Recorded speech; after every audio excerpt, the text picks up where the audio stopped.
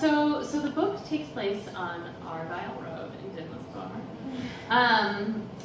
which is a neighborhood in Brooklyn that doesn't look like the rest of Brooklyn, or not most of Brooklyn at least. You know, there are big trees and houses and porches and garages and driveways and that sort of thing. And it's about these two families, which are made up of old college friends who were in a band together in college, but they're now nearing 50 and they have teenage children. And it's really about how the parents are starting to realize that they're not cool anymore, and that in fact their children might be a lot cooler than they are.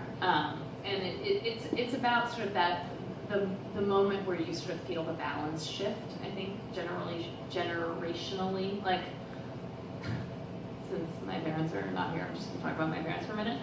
Like I know, like when I got married, which was not terribly young, I was 28.